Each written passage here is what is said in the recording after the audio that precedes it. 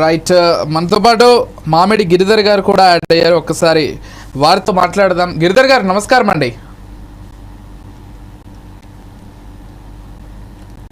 గిరిధర్ గారు నమస్తే. నమస్తే గిరిధర్ గారు. మొత్తంగా బడ్జెట్ ఈరోజు ప్రవేశపెట్టడం జరిగింది. కాకపోతే బడ్జెట్ని కొంత కూలంకషంగా గమనించినట్లయితే ఇటు దక్షిణాది రాష్ట్రాలకి కొంత మండు చేయి చూపించారనేటువంటి విమర్శ ఉంది. దాంతోపాటుగా అంటే ట్యాక్స్ ఎగ్జంప్షన్లో 12 లక్షల వరకు దాన్ని పెంచుతూ చేసినటువంటి విధానం అయితే ప్రతి ఒక్కరూ కూడా మెచ్చుకుంటున్నారు. కాకపోతే ఇతర విషయాల్లో కొంత కేంద్రం అనుకున్న స్థాయిలో బడ్జెట్ని ఇవ్వలేదనేటువంటి విమర్శలు కూడా ఉన్నాయి. మొత్తంగా బడ్జెట్ని మీరు పూర్తిగా పరిశీలించారు కాబట్టి మీరేం చెప్తారు? ఏ ఏ అంశాలు హైలైట్ అయ్యాయంటే ఎలా చూస్తారు? మొట్టమొదటి మనకు బడ్జెట్ లో పెద్ద షాక్స్ లేవు. పెద్ద దాంట్లో మనం ఊహించినంత దానికంటే అంశాల్లో తప్పకుండా కొంత రాయితీలు ఎక్కువ ఇవ్వడమే మనం బడ్జెట్ అన్నది ప్రతి డిపార్ట్మెంట్ కి సంబంధించినటువంటి వాళ్ళ ఖర్చులు, వాళ్ళకి సంబంధించిన స్కీమ్స్ కి సంబంధించినటువంటి అలొకేషన్స్ ఇవ్వడానికి మనకు కేంద్ర ప్రభుత్వం నిర్ణయిస్తుంది. దాని ప్రకారంగా ఇవన్నీ గత సంవత్సరం కంటే సంవత్సరం ప్రతి డిపార్ట్మెంట్ కూడా కొంత ఎక్కువ ఇస్తారు. ఎందుకంటే మనకు ఓవరాల్ మనకు జీడిపి 6-7% పెరిగింది కాబట్టి అంతే దిశగా ప్రతి డిపార్ట్మెంట్ కూడా రమారమి అలొకేషన్స్ లో కూడా ఇంచుమించు అంతనే ఉంటుంది. 5-6% ఎక్స్ట్రా ఇచ్చేటువంటి పరిస్థితులు మనం చూస్తాం. కాకపోతే ఇక్కడ వాళ్ళు ఏం చెప్పదలుచుకున్నారో జనరల్ గా బడ్జెట్ లో అవి మాత్రమే చెప్తారు. బడ్జెట్ అనేది కొన్ని 100 పేజీల డాక్యుమెంట్. అది మొత్తం చదవకుండా మీద మనం విశ్లేషణ ఇవ్వడం, మనం దాని గురించి ఏదో చెప్పడం అన్నది కొంత తొందరపాటు అవుతుంది. అది సరే, మనం ఇంతవరకు విన్న వాటి ఆధారంగానే మనం ఏం చెప్పినా చెప్పాలి. ఇన్కమ్ ట్యాక్స్ పేయర్స్ కి కొంత రాయితీ ఇవ్వడం అనేది తప్పకుండా అందరికీ ఊరట కలిగించింది. అది మోదీ ప్రభుత్వం వచ్చినప్పటికీ 2014లో ఈ బేసిక్ ఎగ్జంప్షన్ లిమిట్ ₹1,00,000 ఉండేది. ఈరోజు 12 లక్షలకు వెళ్ళింది. అంటే అది తప్పకుండా ఈ 10 ఏళ్లలో అది చాలా గణనీయంగా పెరగడంతో చాలా మందికి, ఎస్పెషల్లీ మిడిల్ క్లాస్ ఉద్యోగస్తులకు దానివల్ల రాయితీ వచ్చిన విషయం కరెక్ట్. అది మిగతా అంశాలు చూస్తే కనుక కొంత ఇన్ఫ్రాస్ట్రక్చర్ మీద ఇన్వెస్ట్మెంట్ ఎక్కువ ఫోకస్ పెట్టారు. ఫర్ ఇన్స్టెన్స్ ఉడాన్ స్కీమ్ లో 100 ఎయిర్పోర్ట్లు, ఇంకా గ్రామాలకు, చిన్న చిన్న ఊర్లకు కనెక్టివిటీ అన్నది ఫోకస్ పెట్టారు. అలాగే మనం చూస్తే కనుక రీసెర్చ్ అండ్ డెవలప్మెంట్ మీద 20,000 కోట్ల వాళ్ళు దానికి ప్రతిపాదన చేసింది ఆవిడ. బహుశా నేను అనుకోవడం ఇంకా ఎక్కువ పెట్టి ఉండవలసింది. రీసెర్చ్ లో ఇప్పుడు ఆర్టిఫిషియల్ ఇంటెలిజెన్స్ కావచ్చు, ఇటువంటి చాలా వస్తున్నాయి. మనకు డిఫెన్స్ కి సంబంధించిన రీసెర్చ్ కూడా చాలా అవసరం ఉన్నది. బహుశా ఆ అంశాల్లో ఇంకా కొంచెం ఖర్చు పెట్టుంటే బాగుంటుంది నాకు అనిపించింది. అది అలాగే మనం చూస్తే కనుక మనకు ఐఐటీస్, ఐఏఎస్సి వీటికి సంబంధించి కూడా ఇంకా ఎన్హాన్స్ బడ్జెట్ ఇచ్చి ఇంకా కొంతమందిని యాడ్ చేయడం, మనం అక్కడ సీట్లు ఇంకా పెంచడం లాంటిది మనం చూసాం. ఇటువంటివన్నీ కొన్ని కీలకమైనటువంటి మార్పులు మనం చూసాం. కానీ వారం రోజుల లోపు మళ్ళీ ఒక ట్యాక్స్ కోడ్ లాంటివన్నీ మళ్ళీ కొత్తగా తీసుకొస్తానని ఆవిడ అన్నారు. కాబట్టి దానికి సంబంధించి మనం తప్పకుండా కొంత మనం వెయిట్ చూడాలి. అది అల్టిమేట్ గా ఏ దిశగా వస్తుంది అన్న దాని అంశంలో మనం కొద్దిగా మనం వెయిట్ చేయాల్సి వస్తుంది. తర్వాత మనకు ఇంకా దీంట్లో కీలకమైనది ఏంటంటే అగ్రికల్చర్ సంబంధించి, వ్యవసాయ రంగానికి సంబంధించి చాలా పథకాలు, చాలా స్కీమ్స్, వాళ్ళకి ఫండింగ్ ఇవన్నీ కూడా మనం చూసాం.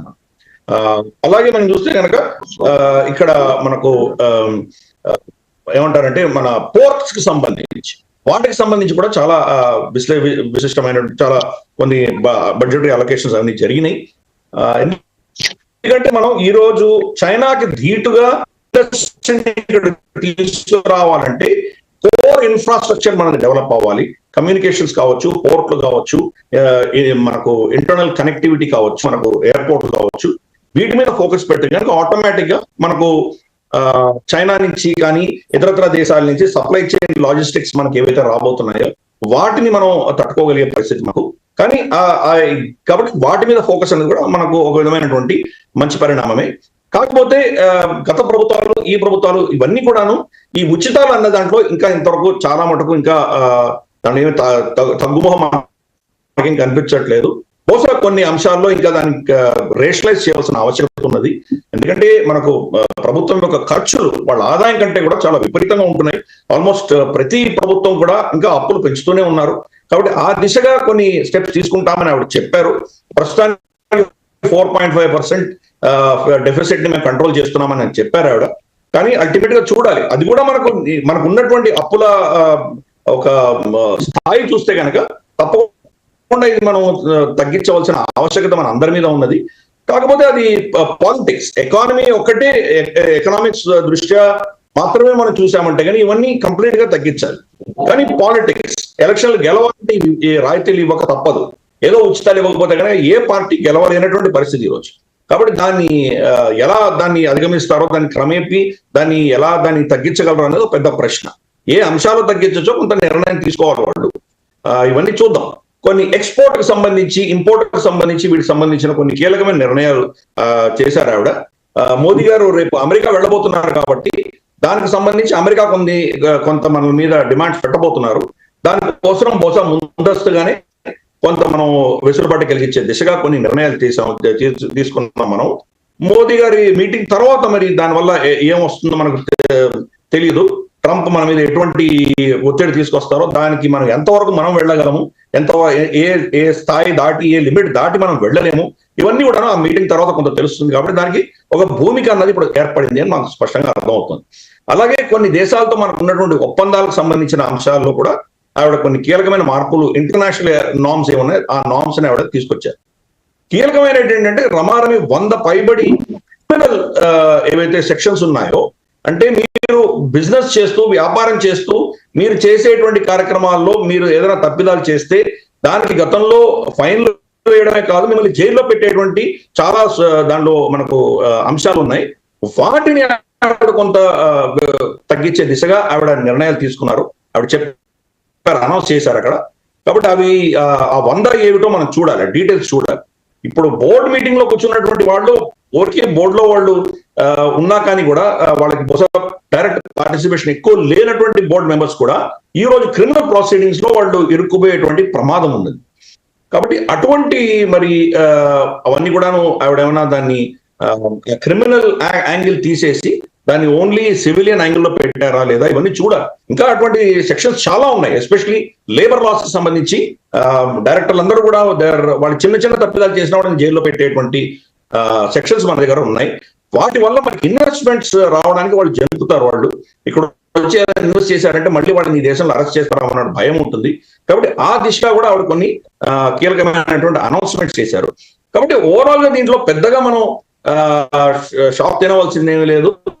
అలాగే చాలా అద్భుతంగా మనకు ఏదో ఏమంటే 1991లో జరిగినటువంటి ఒక స్ట్రక్చరల్ చేంజ్ కూడా ఏమీ జరగలేదు. కాబట్టి రెండు కూడా మనం అర్థం చేసుకోవాలి. ఇందాక అనుకున్నట్టు ఇన్కమ్ ట్యాక్స్ స్లాబ్స్ ఏవైతే కొంత వెసులుబాటు కలిగించారు, దానివల్ల దేశవ్యాప్తంగా చాలా మిడిల్ క్లాస్ మాత్రం ఊరట కలిగింది అన్న విషయంలో ఎటువంటి అనుమానం లేదు, దాంట్లో ఎటువంటి ప్రాబ్లం లేదు. చూద్దాం మరి ఫైన్ ప్రింట్ వచ్చాక, బహుశా రేపో ఎల్లుండి మనకు కంప్లీట్ డీటెయిల్స్ వచ్చిన తర్వాత ఏ స్టేట్ కి ఎంత అలొకేట్ చేశారో, ఏ స్కీమ్ కి ఎంత అలొకేట్ చేశారో అవన్నీ కూడాను దానికి అటాచ్ చేసినటువంటి షెడ్యూల్ A, B, C వీటిలో అన్ని ఉన్నాయని చెప్పి ఆవిడ చెప్పారు. కాబట్టి ఆవిడ డీటెయిల్స్ చదివితే కానీ మనం నిజంగా చెప్పలేము.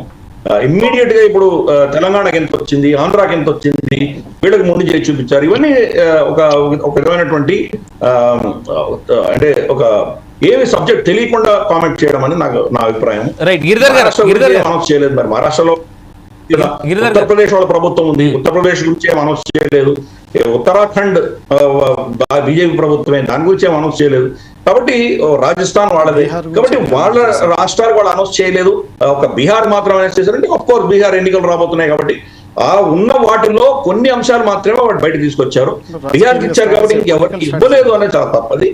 వాళ్ళు బడ్జెట్ లో నిర్మలా సీతారామన్ గారు ఏ స్టేట్ ని ఆవిడ ఉన్నటువంటి ప్రతిపాదనలో ఏ స్టేట్ ని హైలైట్ చేయదలుచుకుందో అది చేస్తారు. కానీ అని చెప్పి మిగతా వాళ్ళకి ఏం ముందు చేసి చూపించారని చాలా తప్పు. అన్ని స్టేట్స్ కూడా ఏదో అలొకేషన్స్ ఉండి తీరుతాయి. దాని మీద చర్చ కంప్లీట్ ఫైన్ ప్రింట్ వచ్చాక మనం దాని గురించి ఏమైనా మాట్లాడొచ్చు. కానీ ముందస్తుగా ఈ రాష్ట్రానికి రాలేదు, ఆ రాష్ట్రానికి రైట్. గిరిధర్ గారు నేను మళ్ళీ మీతో మాట్లాడిస్తాను.